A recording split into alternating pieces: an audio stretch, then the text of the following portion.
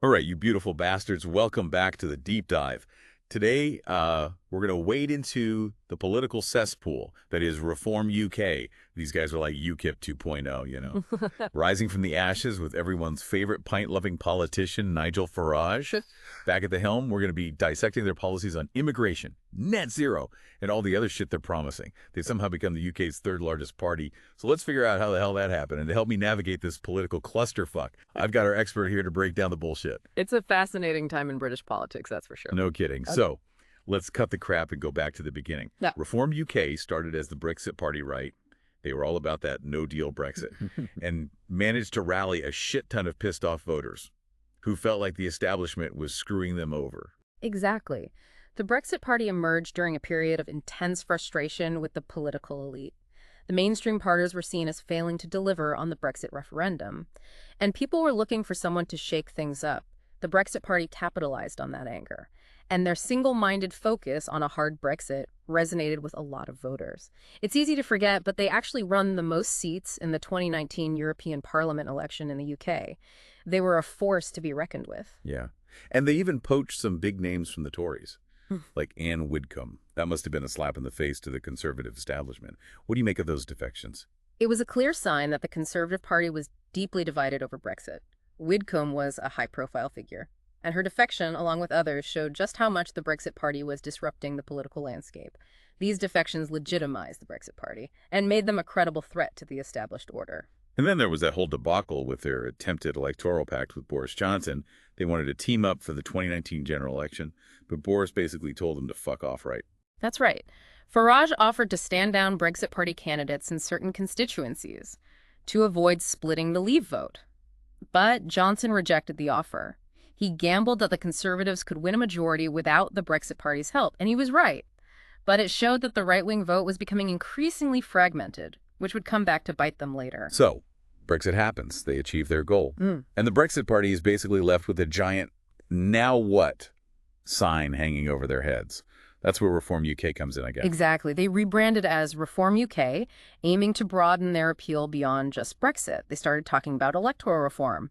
But honestly, that's about as exciting as watching paint dry. They needed something with a bit more punch. Yeah.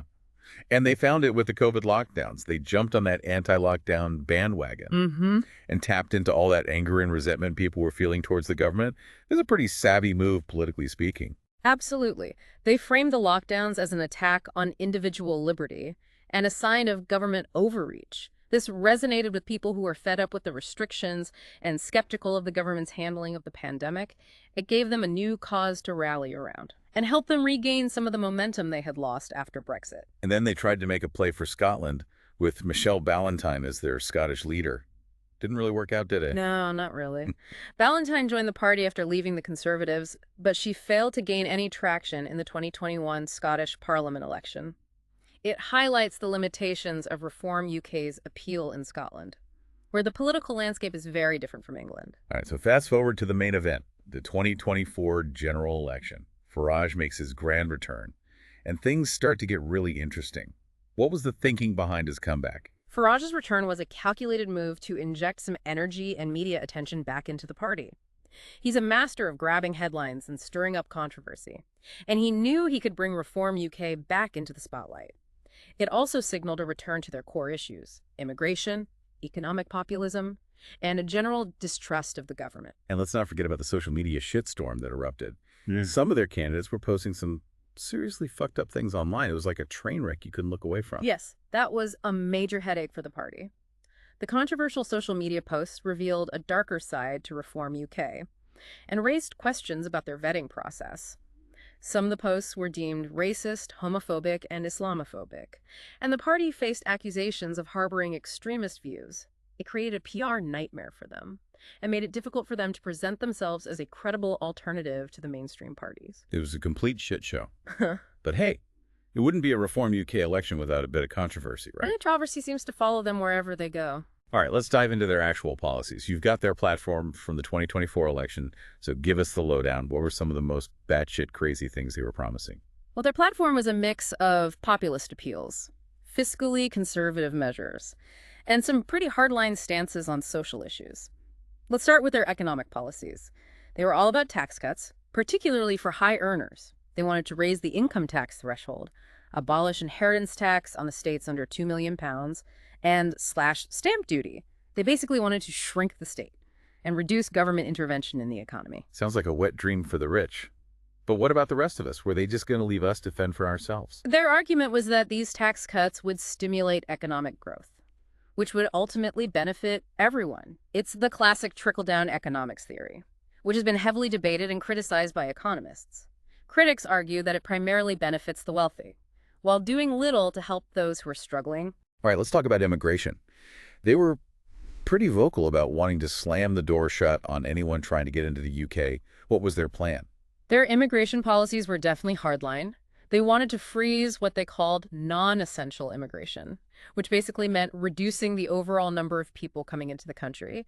They also pledged to crack down on illegal immigration, particularly those crossing the English Channel in small boats.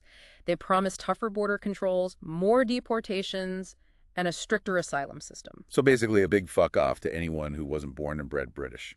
Their stance on immigration was very much about appealing to voters who felt that immigration was out of control and that it was putting a strain on public services and British culture. They played on fears of cultural change and economic insecurity, framing immigration as a threat to British identity and a burden on taxpayers. Okay, let's talk about the big one, climate change. These guys seem pretty determined to pretend it wasn't happening. What was their stance on net zero? Reform UK was one of the few parties that outright rejected the concept of net zero emissions. They argued that it was economically damaging and would achieve very little in terms of global impact. Instead of investing in renewable energy, they actually advocated for increased drilling for gas and oil, arguing that this would make the UK more energy independent and boost the economy. They basically wanted to turn the UK into a giant fossil fuel playground. Talk about sticking their heads in the sand. Their stance on climate change put them at odds with the scientific consensus and most other political parties. They framed environmental regulations as a burden on businesses and a threat to jobs, appealing to voters who were skeptical of climate change, or who felt that the government was going too far in its efforts to address it. It was a risky strategy, but it resonated with a segment of the population. So a mixed bag of policies, to say the least. Let's take a quick detour and talk about the party's structure and finances. Who's bankrolling this operation? And how much control do party members actually have? That's a great question, and it's one that has attracted a lot of scrutiny. Before stepping down as leader, Farage himself owned a majority stake in the company that houses Reform UK, which raised questions about transparency and accountability. The party has also been criticized for its centralized structure, which gives members very little say in the party's direction. It's very much a top-down organization, with a lot of power concentrated in the hands of the leadership. So basically, Farage's personal fiefdom disguised as a political party. Figures. But let's talk money. Where's all the cash coming from to fund their campaigns and spread their message? Their funding comes from a mix of small donations from their supporter base and larger contributions from wealthy individuals and businesses. There have been concerns about the influence of donors with ties to specific industries, like oil and gas, which align with the party's pro-drilling stance. It raises questions about whether these donors are trying to buy influence and shape policy decisions. The good old revolving door between politics and big business. Nothing new there. But before we get too deep into that rabbit hole, I think it's time for a quick break. We'll be back in a bit to dissect the fallout from the 2024 election and figure out what the hell Reform UK is actually doing with all this newfound power. It's a tangled web, that's for sure. Yeah, well, let's not get lost in the financial weeds. We've got a whole election to unpack.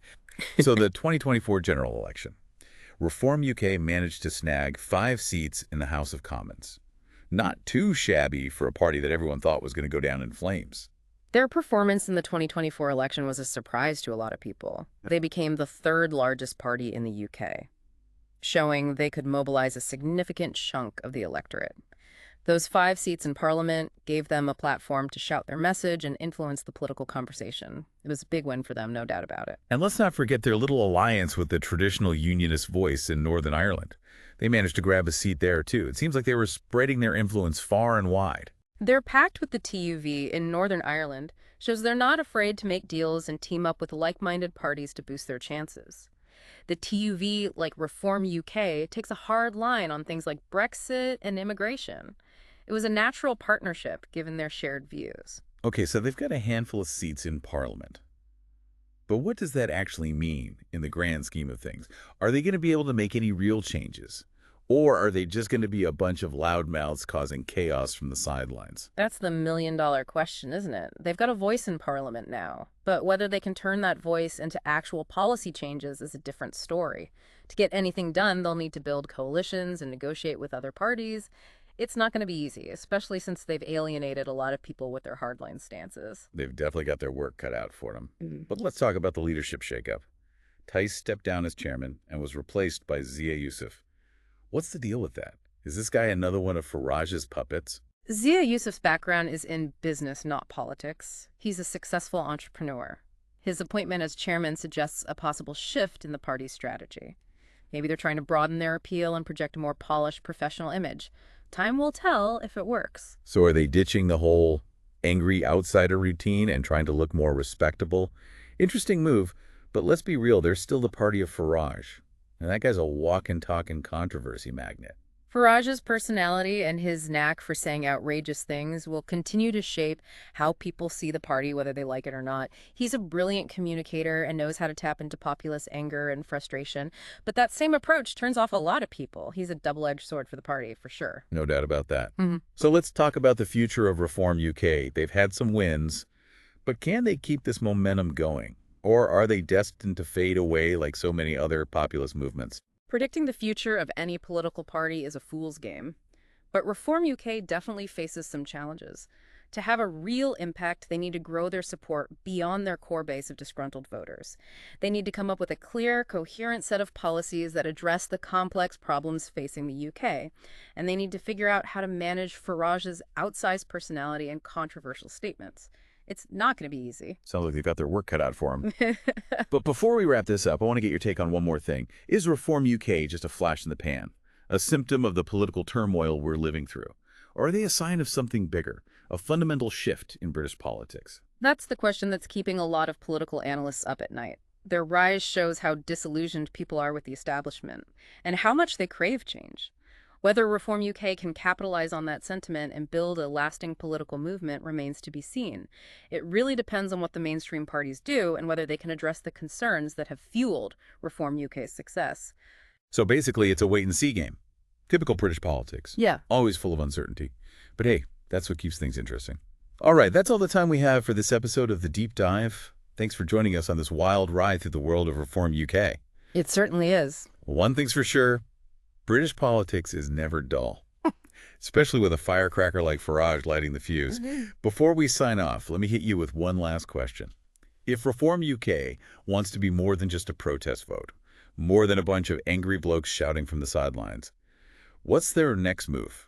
How do they become a real player in this political game?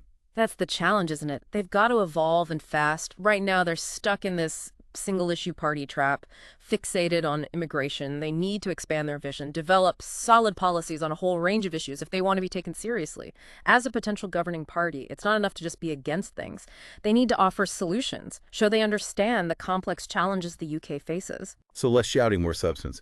They need to grow up, act like a real political party. Yeah. Instead of a bunch of pissed-off pupmates. Precisely. They have to convince voters they can handle the responsibility of governing, that they have the expertise to tackle complex issues beyond policies. They need to broaden their appeal, reach beyond their base of disenfranchised voters. Right now, they're the party of the angry, the forgotten. To gain real power, they need to attract voters from across the political spectrum, convince them they're not just about protest, but about progress. It's a tall order, shifting from the fringes to the center, appealing to both the angry mob and the sensible middle. Can they pull it off? Is Reform UK here to stay? Or are they just another populist blip on the radar? Time will tell, I guess. Only time will tell. Whether they succeed or crash and burn, their rise highlights the deep dissatisfaction in British politics. They've tapped into a vein of discontent, a longing for change. It's a warning shot to the establishment. Ignore the concerns of the people at your peril. A warning wrapped in a Union Jack. Fueled by pints of lager and outrage. Well said. And on that note, we're wrapping up this deep dive into the chaotic world of Reform UK. Thanks for joining us, you magnificent bastards. Stay informed, stay curious.